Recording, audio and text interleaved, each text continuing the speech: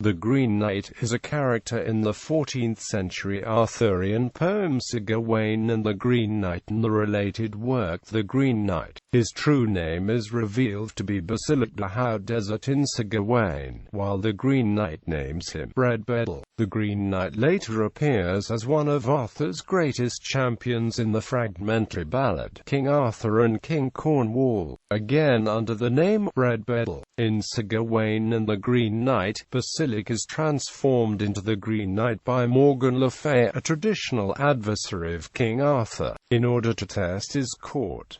In The Green Knight he is transformed by a different woman for the same purpose.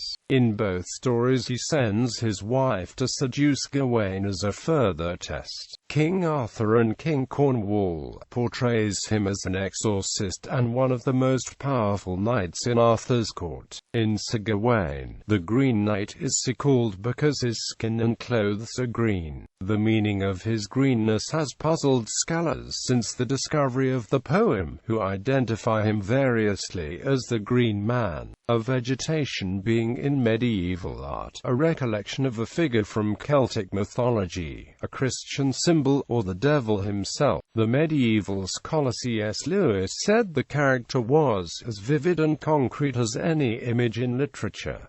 J.R.R. Tolkien called him the most difficult character to interpret in the introduction to his edition of Sir Gawain and the Green Knight. His major role in Arthurian literature includes being a judge and tester of knights, and as such the other characters see him as friendly but terrifying and somewhat mysterious.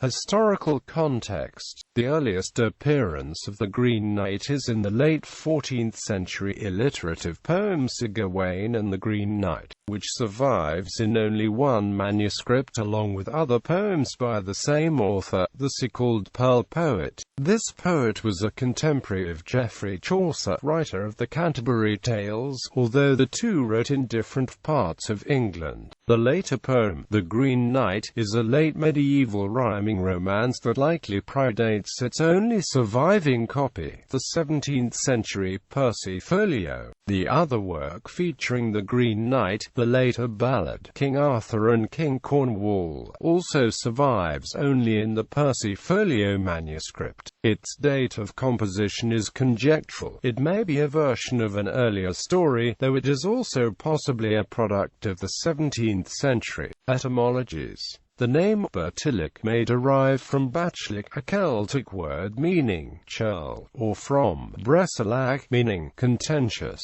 The Old French word Bertole translates as Bercilak in the Arthurian tale Merlin from the Lancelot Grail cycle of Arthurian legend. Notably, the Bert prefix means bride, and the lac can mean either lake or play, sport, fun, etc. Hautdesert probably comes from a mix of both Old French and Celtic words meaning high wasteland or high hermitage. It may also have a connection with deserte meaning disinherited. Similar are derivative characters. Green Knights in other stories. Characters similar to the Green Knight appear in several other works. In Thomas Malory's La Morte d'Arthur, for example, Gawain's brother Gareth defeats four brothers in different colored armor, including a Green Knight, Sir Bartolo. The three who survive the encounter eventually join the Round Table and appear several further times in the text. The stories of Saladin feature a certain Green Knight, who is a Sicilian warrior in a shield vert and a helmet adorned with stag horns.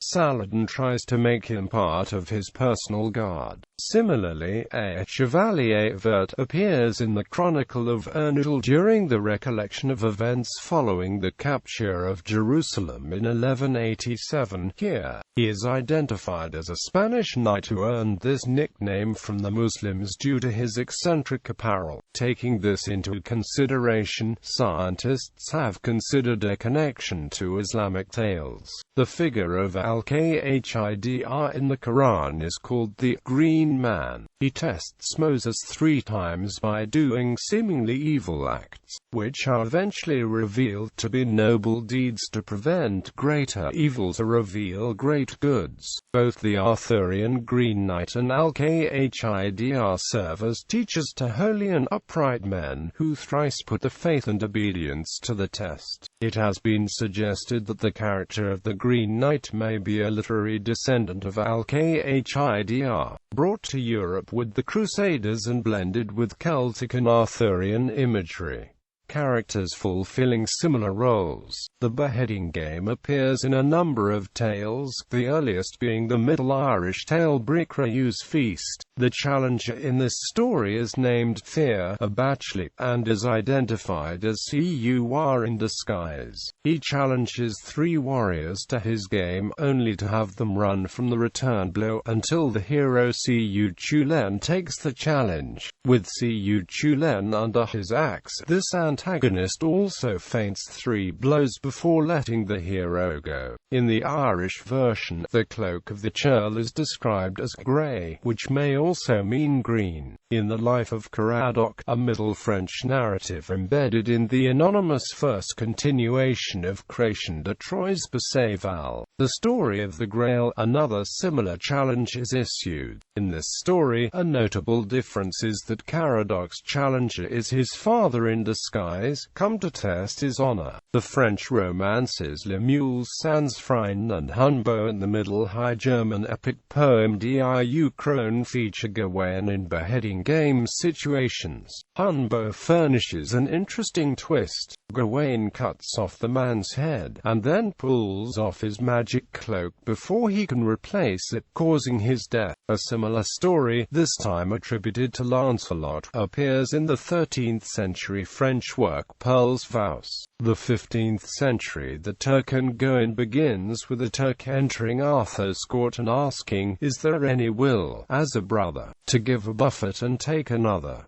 Gawain accepts the challenge, and is then forced to follow the Turk until he decides to return the blow. Through the many adventures they have together, the Turk, out of respect, asks the knight to cut off the Turk's head, which Gawain does. The Turk, surviving, then praises Gawain and showers him with gifts. Sir Gawain and the Carl of Carlisle contains a scene in which the Carl, a lord, orders Gawain to strike him with his spear, and bends over to receive the blow. Gawain obliges. The Carl rises, laughing and unharmed, and unlike in Sir Gawain and the Green Knight, no return blow is demanded or given. Among all these stories, Sir Gawain and the Green Knight is the only one with a completely green character, and the only one tying Morgan le Fay to his transformation. Several stories also feature knights struggling to stave off the advances of voluptuous women, including Ada, the Lancelot Grail cycle, Hunbo, and the Knight of the Sword. The Green Knight parallel in these stories is a king testing a knight as to whether or not he will remain chaste in extreme circumstances. The woman he sends is sometimes his wife, if he knows that she is unfaithful and will tempt other men. In the Knight of the Sword the king sends his beautiful daughter. All characters playing the Green Knight's role kill unfaithful knights who fail the tests.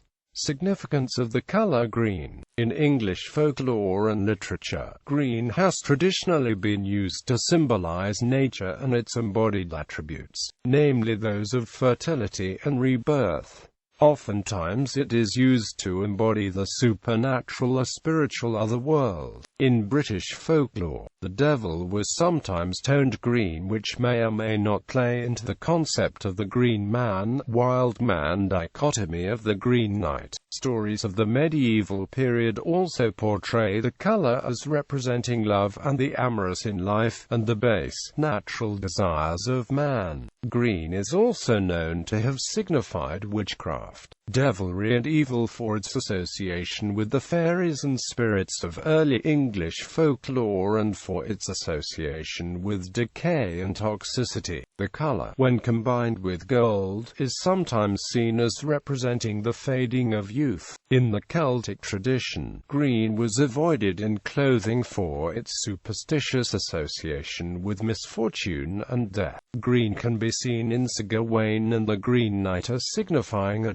transformation from good to evil and back again, displaying both the spoiling and regenerative connotations of the color. Given these varied and even contradictory interpretations of the color green, its precise meaning in the poem remains ambiguous. Interpretations of the many characters similar to him. The Green Knight of Sir Gawain is the first to be green, because of his strange color. Some scholars believe him to be a manifestation of the green man figure common in medieval art, or as a representation of both the vitality and fearful unpredictability of nature, that he carries a green holly branch, and the comparison of his beard to a bush has guided many scholars in this direction. The gold entwined in the cloth wrapped around his axe, combined with the green, gives him both a wild and an aristocratic air. Others see him as being an incarnation of the devil. In one interpretation, it is thought that the Green Knight, as the Lord of Hades, has come to challenge the noble knights of King Arthur's court. Sir Gawain, the bravest of the knights, therefore proves himself equal to Hercules in challenging the knight, tying the story to ancient Greek mythology. Another possible interpretation of the Green Knight views him as combining elements from the Greek Hades and the Christian Messiah,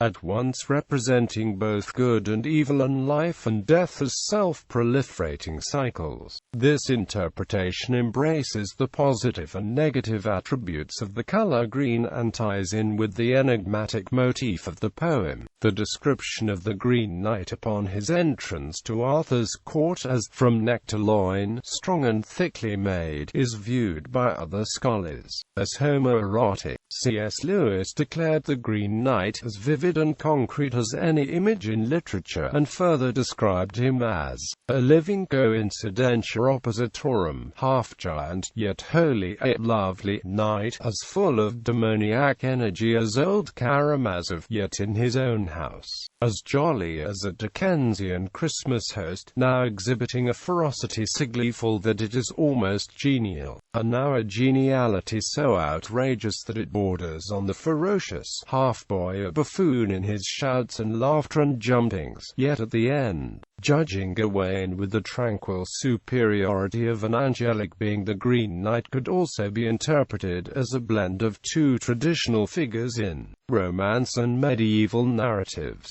namely, the literary green man and the literary wild man. Quote, "The literary green man signifies youth, natural vitality, and love, whereas the literary wild man represents the hostility to knighthood, the demonic, and death." The knight's green skin connects the green of the costume to the green of the hair and beard, thus connecting the green man's pleasant manners and significance into the wild man's grotesque qualities. Jack in the Green. The Green Knight is also compared to the English holiday figure Jack in the Green. Jack is part of a May Day holiday tradition in some parts of England, but his connection to the knight is found mainly in the Derbyshire tradition of Castleton Garland. In this tradition, a kind of Jack in the Green known as the Garland King is led through the town on a horse, wearing a bell-shaped garland of flowers that covers his entire upper body, and followed by young girls dressed in white, who dance at various points along the route.